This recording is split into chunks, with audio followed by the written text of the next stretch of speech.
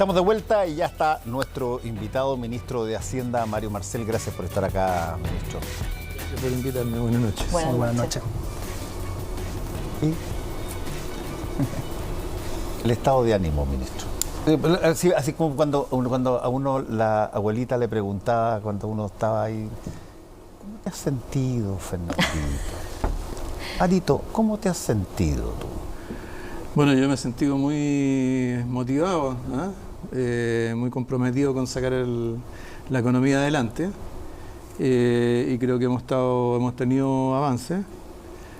Todavía queda muchísimo por hacer, y como comentaba en una entrevista que salió hoy día, lo que hay que hacer implica combinar lo que son respuestas a las necesidades más inmediatas con los cambios más de largo plazo, porque nuestra economía necesita cambios. ¿Y qué tanto, Mario, qué tanto todo lo que pasa en términos de coyuntura, la situación de los indultos, lo que ocurrió en Cancillería, las situaciones que eventualmente, las desprolijidades, como se llama, qué tanto eso impacta el área económica y los proyectos del gobierno en ese sentido? O sea, dudo que haya algún impacto significativo de ese tipo de cosas. O sea, la economía, ¿cierto? Lo que se refiere a, o sea, la economía está formada por decisiones de millones de personas, de consumo, ahorro, de cientos de miles de empresas, de producción, de empleo, de inversión. Sí, pero hay un valor ahí que está presente en todas esas cosas, que es la confianza de la ciudadanía respecto del funcionamiento de la economía, y cuando ve que las cosas de repente se empiezan a desarmar en otros lados, impacta, bueno, golpea. Probablemente tienen más peso las instituciones relacionadas con la economía. Sí. Tiene más importancia, qué sé yo, el sistema tributario, las relaciones económicas con el exterior, el tipo de cambio, ese tipo de cosas tienen más peso en las decisiones económicas. Ministro, usted lanzó esta semana su agenda de productividad, ¿no? Que es muy importante para tratar de aumentar la inversión y otras medidas en la línea. Y a pesar de que lo acompañó el presidente de la SOFOFA, Richard von Appen, después dijo que le parecía que en realidad la valoraba, pero que todavía era insuficiente, que faltaban más medidas que generaran un impacto significativo en la productividad, y que algunas que habían sido levantadas por la SOFOFA de hecho no fueron consideradas, como generar nuevos incentivos a la inversión, la innovación, equipamiento, etcétera. ¿Cómo están las relaciones con los gremios empresariales y por qué eso no fue tomado en cuenta en esta agenda? Yo diría que las relaciones con los gremios empresariales son bastante positivas. Creo que se ha ido generando una relación de cooperación que es importante. O sea, el mismo Richard von Appen, cuando se presentó la agenda pro inversión o Chile invierte, él mismo señaló que había sido decepcionante que muchas de las cosas que habían presentado no se habían incluido. Nosotros le dijimos, mire, esos son temas más ligados a la productividad, los vamos a incorporar en la agenda productiva y los vamos a invitar a ustedes a trabajar con nosotros. Eso es lo que está ocurriendo durante los últimos 3 meses. Durante los últimos 3 meses trabajamos con la CPC, trabajamos con las organizaciones de las pymes y trabajamos con la CUT. Esta agenda de productividad es producto de esa colaboración. Ahora, respecto del juicio de que la agenda es insuficiente, yo estoy de acuerdo. Esto no pretende ser una agenda suficiente, pretende ser una agenda necesaria. Hay muchas más cosas que hacer. Hay cosas que no están ahí porque ya se están haciendo, cosas que están incorporadas en el proyecto de reforma tributaria, por ejemplo, la tasa de desarrollo de 2%, o los incentivos o el fondo de créditos tributarios para inversiones con alto efecto multiplicador. Y hay otras que tienen que venir. Después del periodo de vacaciones vamos a tener la Política Nacional del Litio. Vamos a tener también una política sobre hidrógeno verde.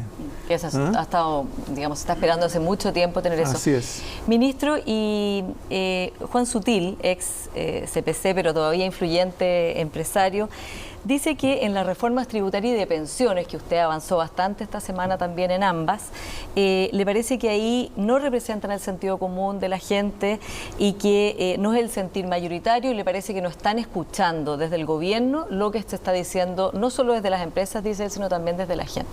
¿Cuánto va a cambiar usted la reforma tributaria y de pensiones de manera de poder tener la mayoría necesaria? También el diputado Charper dice en el diario, la derecha y la centro derecha no van a poner los votos votos para esas dos reformas tal como están, y por lo tanto va a haber que negociar, ¿no? ¿Cómo lo ves? Bueno, nosotros hemos estado dialogando con la oposición desde el día 1 de estos proyectos. O sea, en la Cámara de Diputados, en la Comisión de Hacienda, culminamos 7 meses de tramitación de la reforma tributaria. En esos 7 meses se hicieron 200 votaciones. De esas 200 votaciones, más o menos el 80% se logró la aprobación de las normas con votos que no eran de parlamentarios de gobierno, o sea, con votos más allá de los parlamentarios de gobierno. Se hicieron 40 indicaciones, algunas bastante sustantivas, ¿no? Y vamos a seguir en esa línea, sin duda. Cuando lleguemos al Senado, por supuesto, ¿cierto?, es otra Cámara tan importante como la Cámara de Diputados, y seguiremos con ese trabajo, ¿eh? Ahora, lo que es el sentir de la gente, en fin, habría que preguntarse bien exactamente qué es lo que es, porque respecto de la reforma tributaria y la previsional, porque por lo menos en la tributaria nosotros hicimos todo un trabajo previo, preparatorio de la reforma tributaria, y cuando le preguntamos a la gente qué es lo que esperaba de su sistema tributario, lo primero, lo más importante que ellos indicaban era que fuera más justo. Más justo significaba, ¿cierto?, que los que tienen más paguen proporcionalmente más, y que los que tienen más no tengan más posibilidades de aprovechar requisitos tributarios para reducir su carga tributaria. Eso es lo que surgía de esa discusión. No estoy seguro si a nivel de opinión pública hay algo muy diferente a eso hoy día. No me consta, no sé si habrá alguna encuesta privada, pero no he visto nada de ese tipo. Ya, pero ¿no? la respuesta que le dan los empresarios con los que está ustedes conversando apunta a que puede haber algún grado de coordinación y algún grado de canalización de esta reforma en forma más expedita y más amplia, tal cual como se ha planteado. O sea, el mismo Juan Sutil, cuando era todavía presidente de la CPC, planteó cambios en la reforma tributaria, pero cambios compensados. Es decir, que la rebaja o la eliminación de algo se compensara con aumento de otros impuestos. Ahora, no es la CPC la que legisla, son los parlamentarios. Entonces, lo que tenemos que ver es si en las etapas que vienen, ¿cierto?, de la tramitación de este proyecto, va a haber disposición de los parlamentarios a tener ese tipo de conversaciones. Ojalá que sí, porque nosotros estamos disponibles para ello. Justamente ahora que pasan al Senado, la discusión va a ser más complejo, porque en el Senado la oposición tiene una mayor proporción, y por lo tanto yo creo que la discusión de fondo se va a llevar a cabo justamente en esa Cámara, y por lo tanto la derecha es bastante probable que ponga ciertos puntos arriba de la mesa. Al menos uno leyendo las declaraciones, uno observa de que sienten que hay pocos elementos pro inversión. Lo hay, pero no suficiente. Pero sobre todo el gran meollo es el impuesto al patrimonio. Justamente usted hoy día en una entrevista hablaba que, bueno, ok, dígame cuál sería una alternativa a esa para poder compensar esos recursos, porque tienen que recaudar alrededor del 3.6 del PIB esta reforma tributaria. Entonces, ¿con qué lo sustituimos? Y usted ya hablaba que le había llegado alguna propuesta del empresariado que podría ser. ¿Cuál es esa? Es la que planteó Juan Sutil como presidente de la CPC. Planteó incrementar otros impuestos a la renta, planteó aumentar el impuesto de primera categoría, planteó aumentar la tasa máxima del global complementario, planteó varias cosas, no con mucha precisión, pero lo planteó como un concepto, como un criterio. ¿Y usted estaría dispuesto a ceder en ese punto y a reemplazarlo por aumentar, por ejemplo, el impuesto a la renta? No sé, tendríamos que tener la propuesta de los parlamentarios, porque eso es con los parlamentarios con los que se legisla. Perfecto. Yo quiero volver al tema de la agenda productiva. Efectivamente, que usted decía que no tiene todos los elementos y que vamos a poder conocer, por ejemplo, más adelante la política del litio o del hidrógeno verde. Pero la verdad es que hay un elemento que a mi juicio es esencial y no está. Venimos saliendo de una crisis educacional profunda. Lamentablemente tenemos el récord de la OECD, 259 días perdidos no lectivos. Eso tiene consecuencias en el aprendizaje, tiene consecuencias en el bienestar socioemocional de los estudiantes, pero también en la economía. Hay varios estudios que demuestran que esto podría llevarse a valor presente en 300% del PIB completo. Y no tenemos un plan robusto. Y lo que uno ve en el presupuesto 2022 y 2023, solamente el 0,0018% del PIB. Y más encima no son recursos frescos. Entonces, ¿cómo vamos a hacernos cargo de la crisis más importante que estamos viviendo, que justamente es la palanca, a mi juicio, número 1 para mejorar la productividad en el largo plazo y poder hacernos cargo de la tarea que puso el presidente, que es aumentar justamente la productividad en alrededor de un 1,5% del PIB? Bueno, evidentemente el tema de la pérdida de clases presenciales durante 2 años es una situación muy compleja, muy grave, que afecta a una generación completa. Que tiene efectos de largo plazo, no nos va a impactar la productividad ni el crecimiento el próximo año ni el siguiente, Por supuesto que no. pero en la medida que esos jóvenes, esos niños vayan después ingresando al mercado del trabajo, por supuesto eso va a tener un costo en términos de habilidades, competencias, etcétera, si es que no se hace nada. Ahora, yo difiero del juicio de que no se está haciendo nada, porque hay, digamos, con los recursos del presupuesto para el 2023, se ha articulado por parte del Ministerio de Educación todo un programa orientado a esos jóvenes. Más aún, recientemente, cuando discutimos la ley de reajuste, iban incorporados algunas normas, algunas definiciones que las discutimos con los propios parlamentarios, que eran básicamente focalizar algunas de las subvenciones que están destinadas a la retención escolar para la recuperación de los alumnos que han dejado el sistema. Efectivamente, se flexibilizó la subvención, pero uno ve los países desarrollados, Reino Unido, Estados Unidos, los Países Bajos, y la plata, los recursos frescos que se han puesto son de una magnitud totalmente diferente, incluso comprendiendo que, por supuesto, nosotros no somos esos países desarrollados en relación al PIB. Pero bueno, en fin, podemos tener diferencia en este punto. Ministro, ¿cómo ve usted este año en términos económicos? Decía en la entrevista que dio en La Tercera hoy día que veía recuperación, veía que la economía había estado resistiendo bastante mejor de lo que se pensó en ese momento. ¿Cómo va a estar el año en términos de desempleo, de inflación y de todas las otras variables que son relevantes para las personas? Sí, bueno, vamos a tener un primer trimestre que va a tener una caída adicional respecto del trimestre anterior en términos de actividad.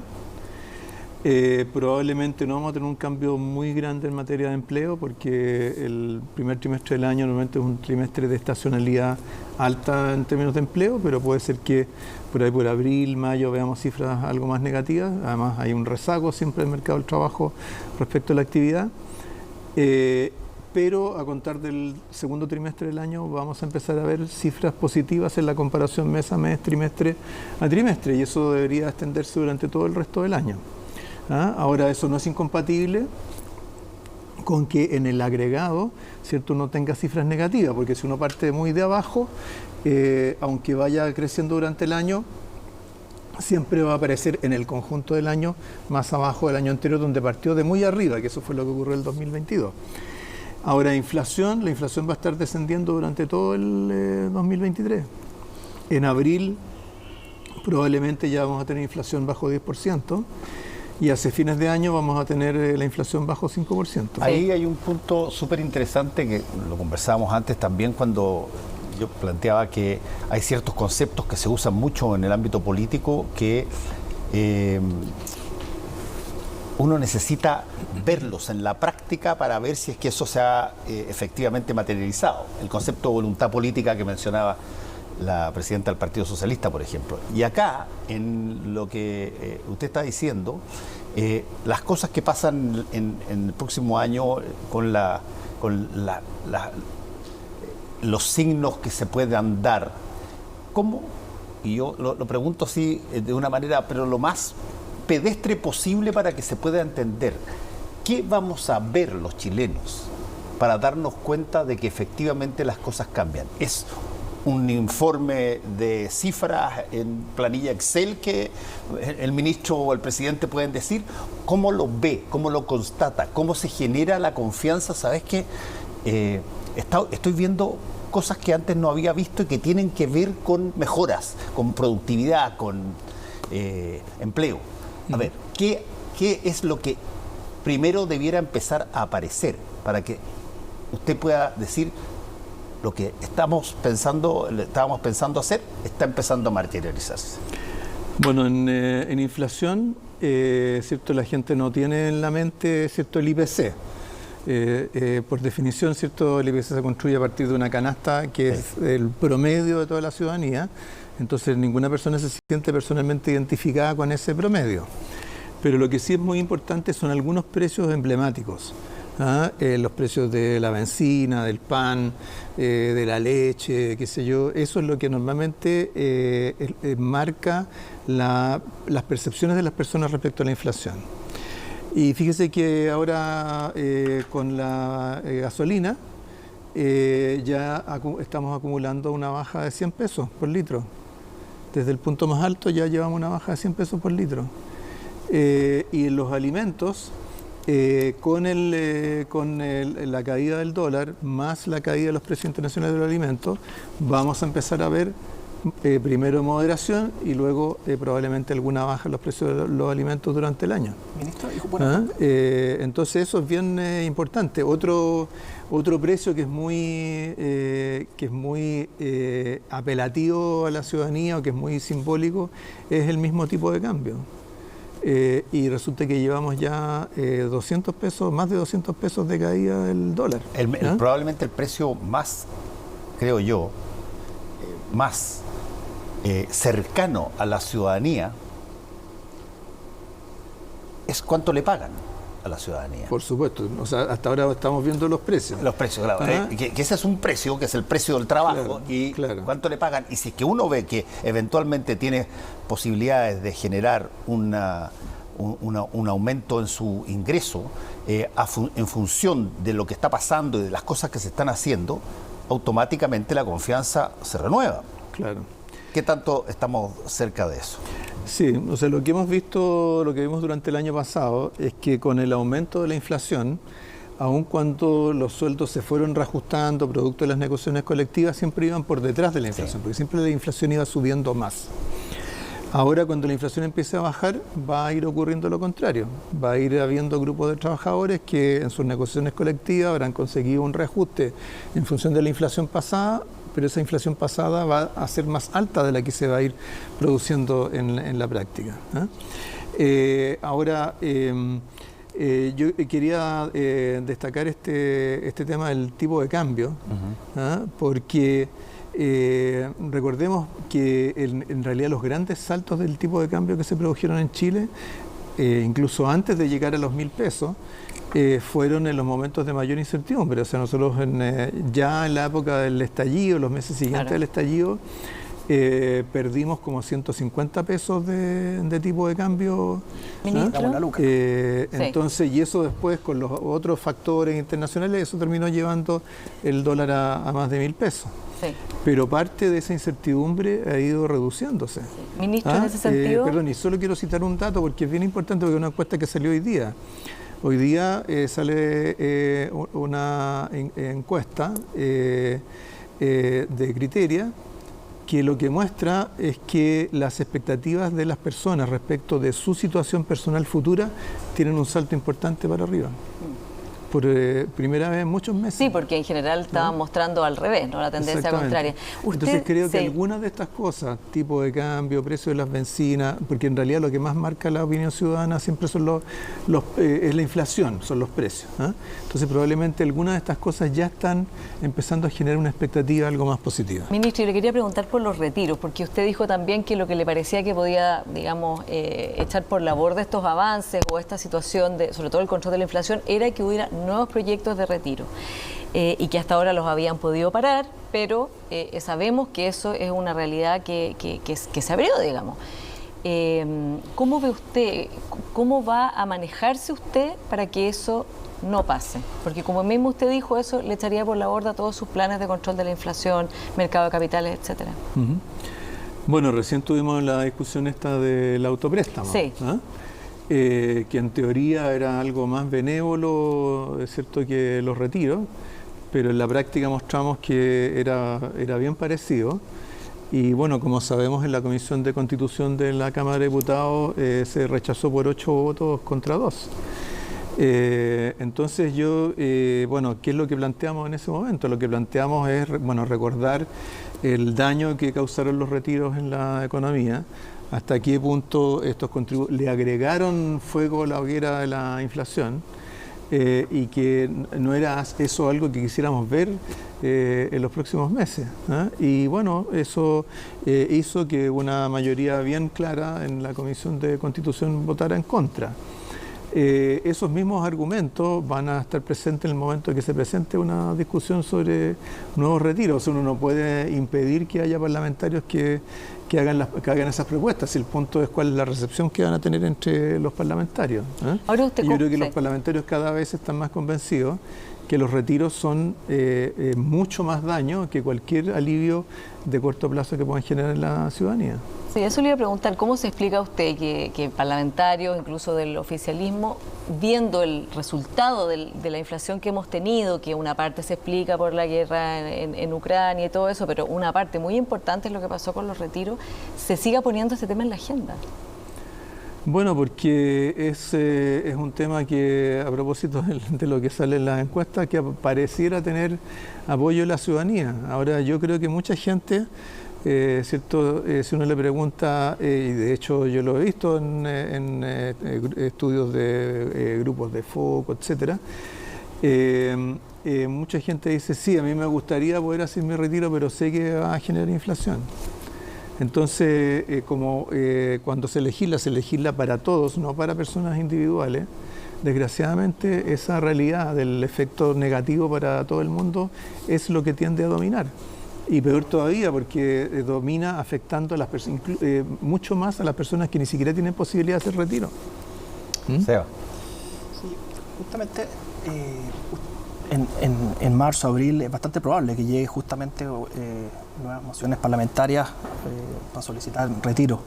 Y justamente en el quinto retiro, la coalición gobernante no logró juntar los votos, sino que más bien necesitó los votos de la oposición para poder rechazar justamente esa medida.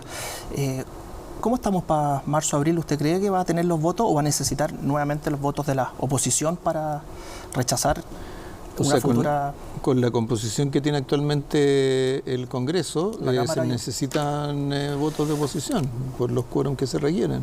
¿Y usted cree que va a tener su coalición relativamente ordenada? A juzgar por lo que fue esta votación recién del autopréstamo, yo diría que sí. Déjeme llevarlo también a la reforma de pensiones que no hemos conversado. Efectivamente han habido avances y yo le quisiera hacer una pregunta, en realidad son dos preguntas. ¿Hay espacio para que el gobierno en su propuesta ceda tanto en la distribución del 6%, si algún porcentaje de algunos puntos de ese 6% se va a ir a capitalización individual y lo otro a los fondos nacionales? Y también para hacer adecuaciones a la organización de la industria que se está proponiendo. Mira, nosotros lo que hemos dicho respecto a la reforma previsional es que nosotros no tenemos líneas rojas. Lo que tenemos son argumentos, tenemos datos o evidencia, tenemos propuestas y lo que quisiéramos tener una discusión en ese plano. Ahora, ¿por qué es importante eso? Porque un sistema previsional tiene que tener cierta consistencia interna. Uno no puede armar un sistema previsional con puros pegoteos de cosas que le gustan a uno y que le gustan a otro. Un sistema previsional es para que dure durante muchas décadas.